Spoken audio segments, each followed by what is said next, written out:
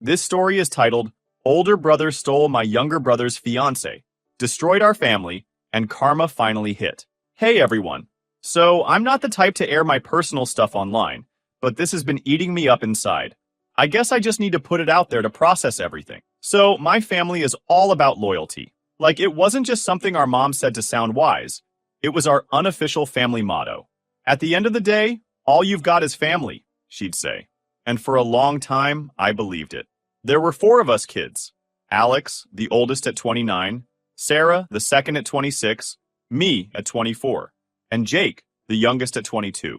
Each of us had a role in the family, whether we chose it or not.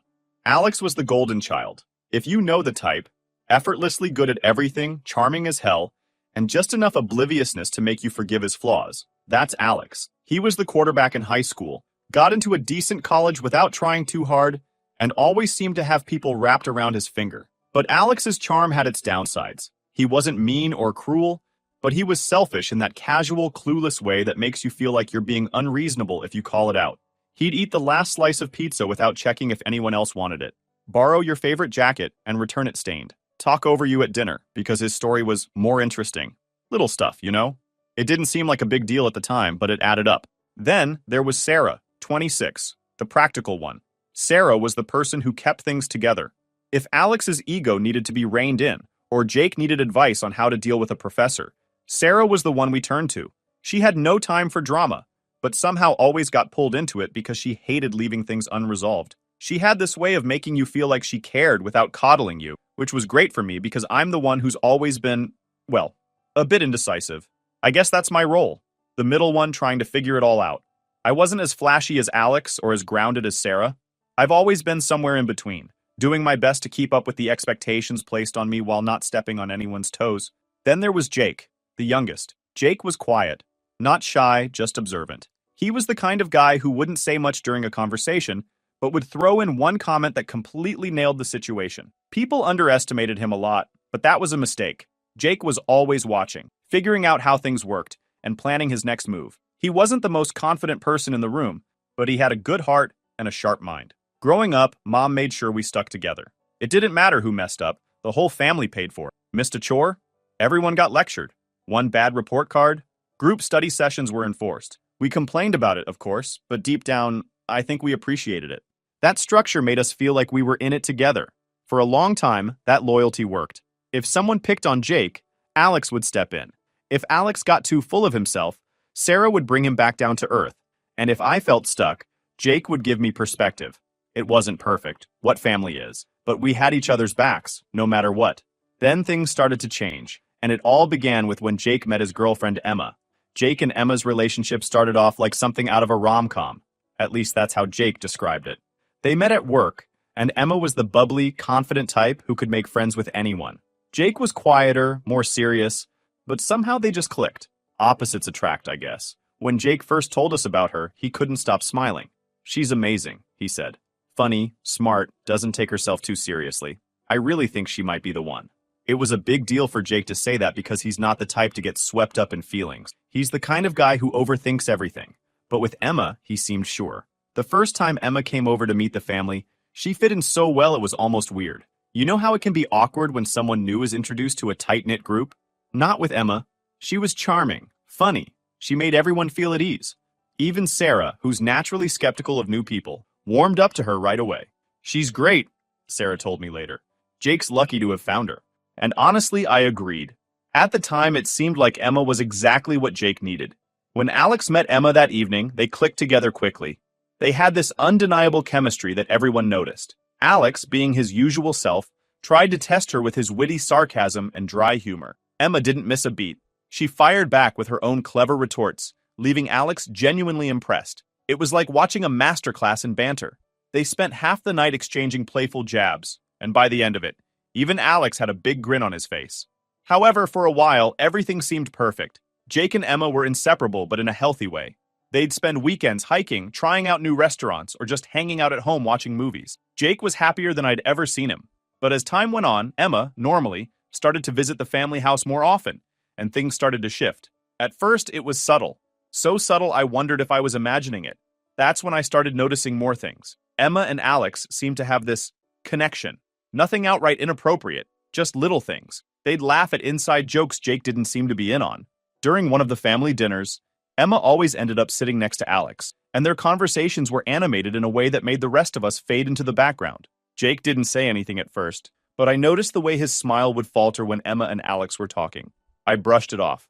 That's just Emma, I told myself. She's outgoing and Alex is magnetic. It doesn't mean anything. But deep down, I couldn't shake the feeling that something was off.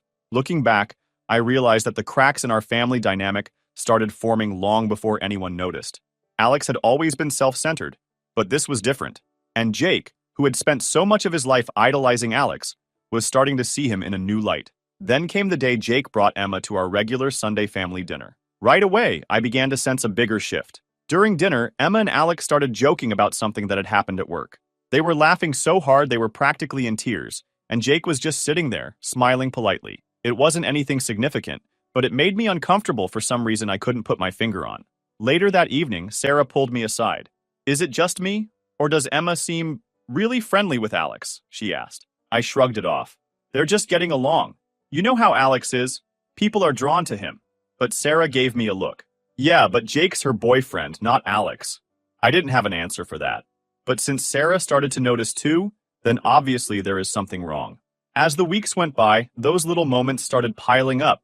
Emma and Alex would laugh at inside jokes Jake didn't seem to be part of. During family gatherings, Emma always seemed to gravitate toward Alex, and they'd have these animated conversations that left everyone else out. Jake didn't say anything, but I could tell he was noticing it too. One time, we were all at a barbecue at Sarah's house. Jake had gone inside to grab drinks for everyone, and I was sitting on the patio, watching Emma and Alex talk. They were standing pretty close, laughing about something. When Jake came back, Emma quickly stepped away from Alex, like she'd been caught doing something she shouldn't. Jake didn't say anything, but his face tightened. A few days later, Jake called me out of the blue. "Hey, can I ask you something?" he said, sounding hesitant. "Sure," I replied, wondering what was on his mind. "Do you think Emma and Alex are too close?" he asked. I was caught off guard. "What do you mean?" Jake sighed. "I don't know. It's just, sometimes it feels like they have this thing, like I'm not even in the room when they're talking. Am I overthinking this?" I didn't know what to say. On one hand, I wanted to reassure him, because I didn't want to make him feel worse. But on the other hand, I'd noticed it too. "I think Emma's just outgoing," I said finally. "And you know how Alex is. He has that effect on people. I'm sure it's nothing." Jake didn't sound convinced. "Yeah, maybe. I don't know. It's been bothering me." From that point on, it was impossible not to notice. At the next family dinner, Emma and Alex were at it again, laughing, joking, and practically finishing each other's sentences. Jake was unusually quiet, just picking at his food. After dinner, he pulled me aside. "You saw it, didn't you?" he asked, his voice low. "Saw what?" I said, trying to play dumb. "Come on, don't do that," he said, frustration creeping into his tone. "You know what I'm talking about. The way they're acting. It's not normal." I didn't know what to say. "Look, I get it," I admitted. "It's weird. But maybe it's just a personality thing. Emma's outgoing and Alex is, well, Alex." Jake shook his head. "I don't think so," he said quietly. "Something's off." Things only got worse from there. One night, we were at a game night at Mom's house. Just us siblings and Emma. We were playing charades and Emma was up. Alex kept shouting guesses, and every time she laughed, it felt like Jake disappeared. By the end of the night, Jake looked like he was barely holding it together. When we left, Jake turned to me. "I need to know if I'm crazy or if there's something going on," he said. I didn't have an answer for him. I didn't want to fill his head with suspicions, while I myself was not sure of what's happening between those two. But after what happened, I wish I'd said something sooner. Maybe it wouldn't have changed anything, but at least Jake wouldn't have felt so alone. At the time, though, I kept telling myself it wasn't my place to get involved. However, as things heated up, it became clear that something was about to explode, and we were all going to feel it. After Jake confided in me about feeling uneasy with how close Emma and Alex seemed, I figured things would cool down. I mean, maybe Emma would pick up on Jake's vibe and dial back the overly friendly stuff, or Alex would get bored and move on to whatever was next in his orbit. Instead, the tension started creeping into every family interaction. It wasn't like there was one big, obvious moment where everything blew up. Not yet, at least. It was more like a series of tiny cracks forming in the foundation until the whole thing felt ready to collapse. One night, Sarah invited all of us over to her place for dinner. She was big on these sibling get-togethers. Said it was her way of keeping us grounded now that we were all adults. It was supposed to be a relaxed evening, but from the moment Emma and Alex arrived, something felt off. Jake had been quieter than usual lately, and that night was no different. He mostly stayed in the background, letting everyone else talk. Emma, on the other hand, was her usual bubbly self, cracking jokes and making conversation. And Alex was soaking it all in like he was the main character in the room, as usual. At one point, Emma and Alex ended up in the kitchen together, while the rest of us stayed in the living room. I don't know what they were talking about, but there was a lot of laughter. Too much, honestly. Jake glanced toward the kitchen a couple of times but didn't say anything. Sarah noticed too and gave me this look like, "Are you seeing this?"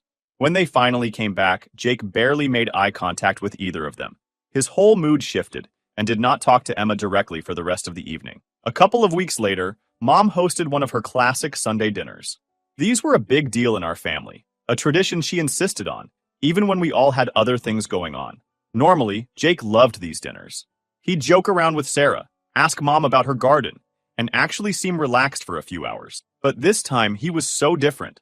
Emma and Alex showed up together, which wasn't unusual since Emma was practically part of the family by now. What was unusual was how they seemed to be in their own world, laughing about some stupid story Alex was telling.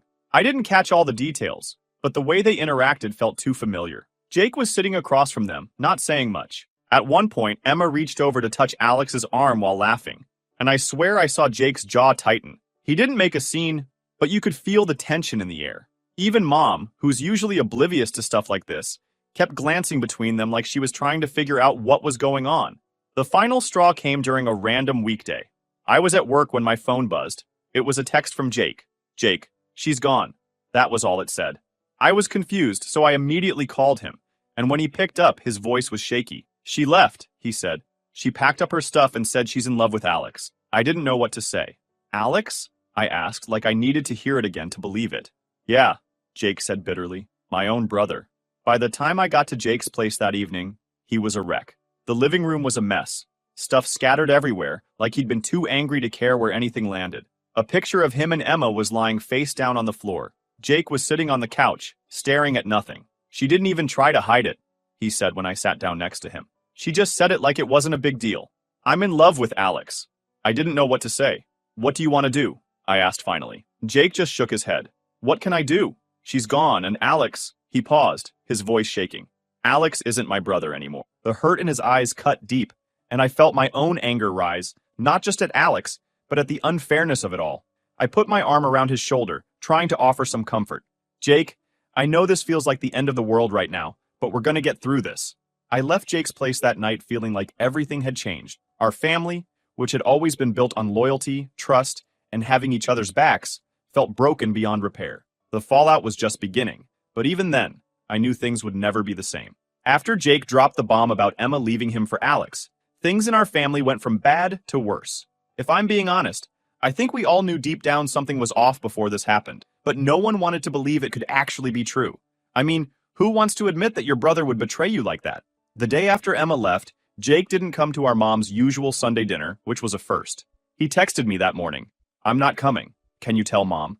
I didn't blame him. Showing up and pretending everything was normal would have been impossible. When I told Mom Jake wasn't coming, she got that worried mom look. "What's going on?" she asked. I froze for a second.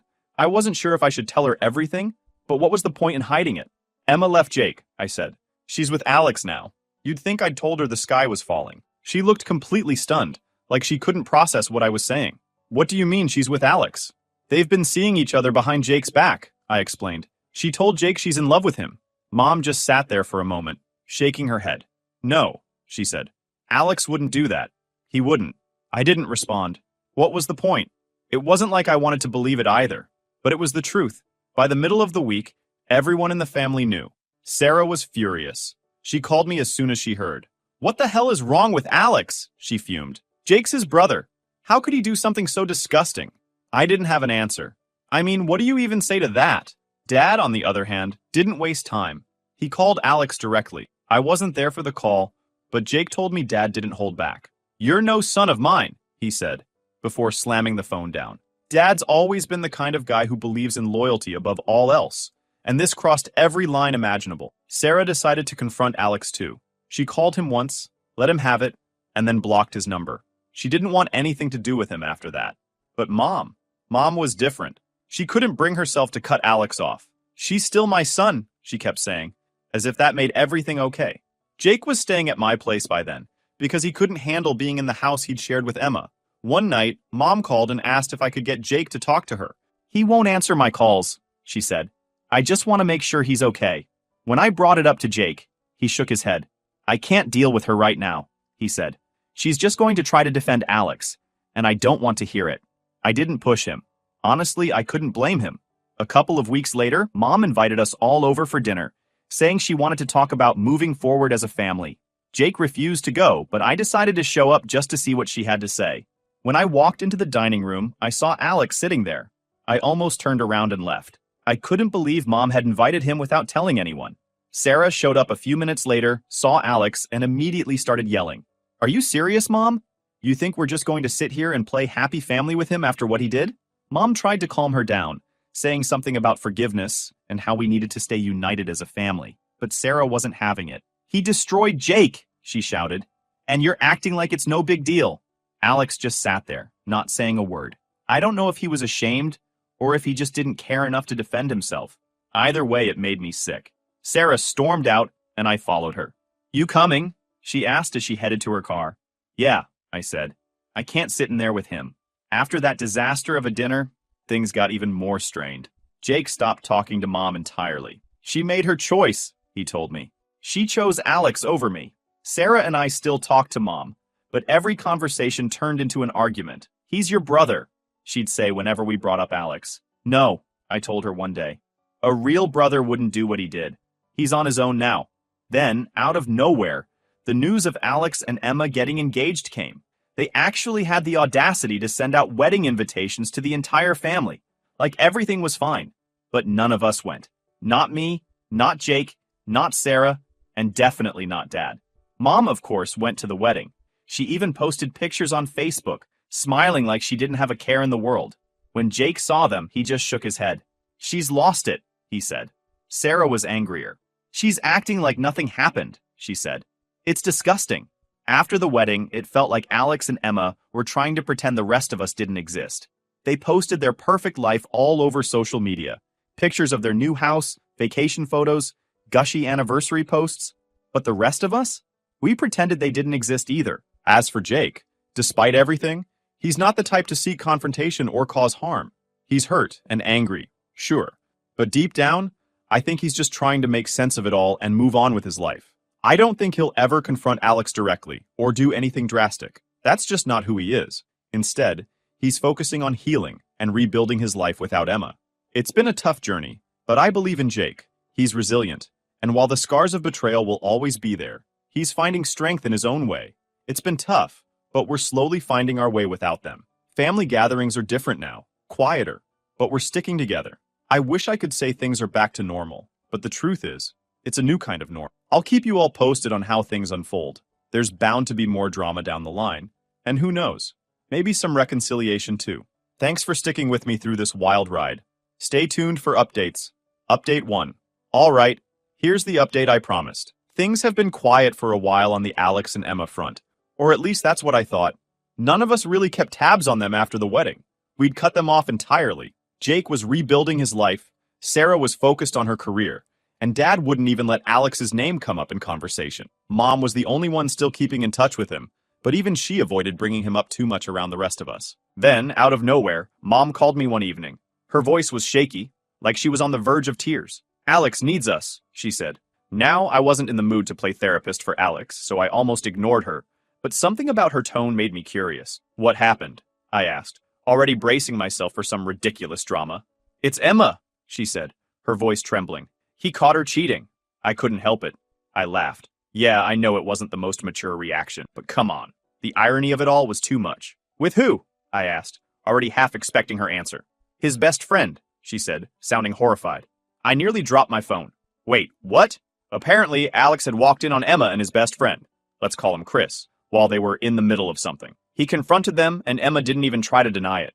She told him she'd been unhappy for a while and that she and Chris had a connection. Hearing this was like a cruelest joke ever. I mean, Alex destroyed Jake's life for Emma, only to have her turn around and do the same thing to him. If karma exists, This had to be it. When I told Jake about it, he just shrugged.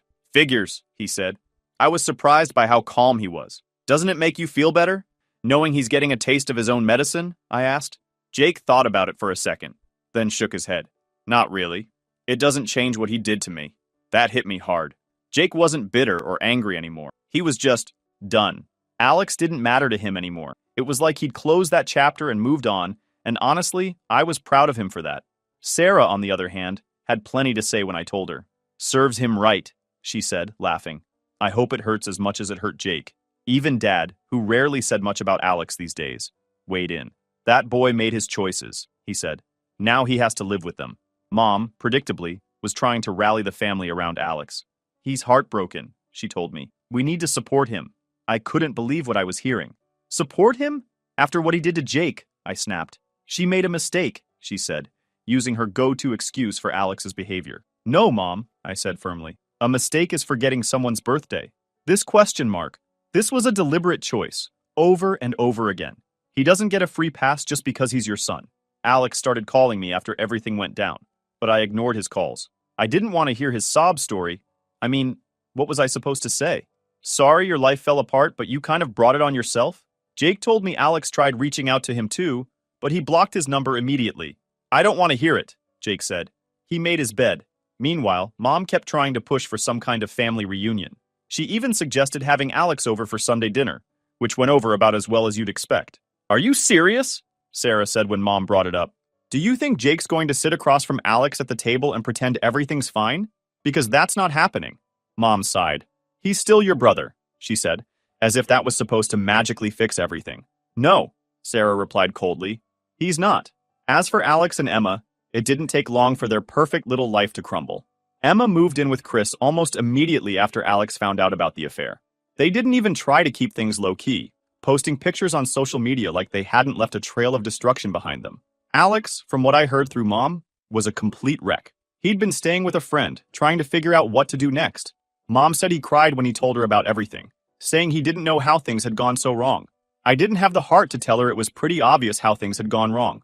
Alex had destroyed his family for Emma, and now he was paying the price. At this point, none of us felt sorry for Alex. Not Jake, not Sarah, not me, and definitely not Dad.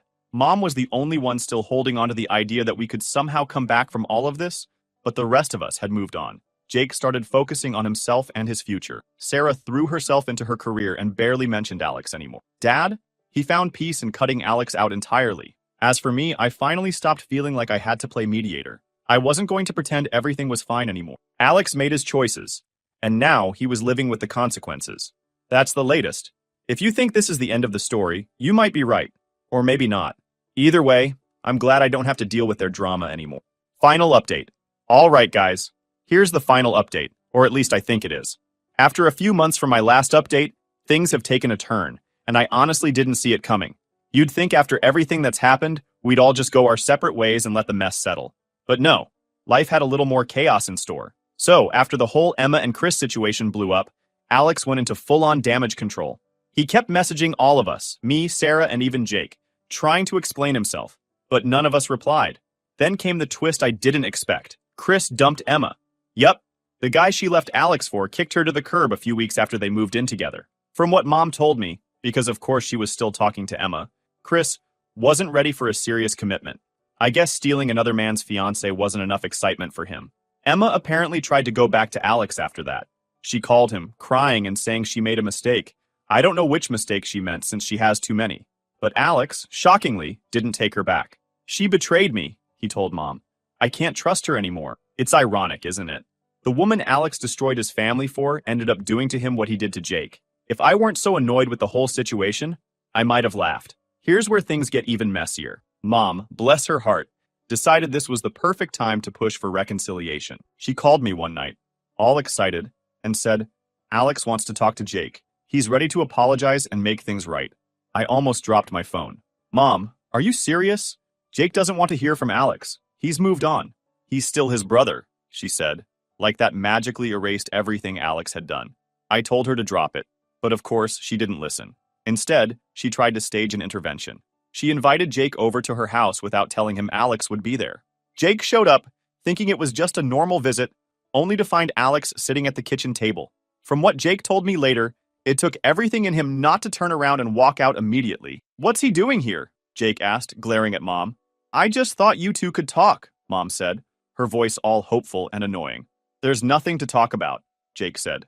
Alex, to his credit, tried to apologize. He said all the right things. How he was sorry for hurting Jake, how he'd made the biggest mistake of his life, how he'd give anything to take it back.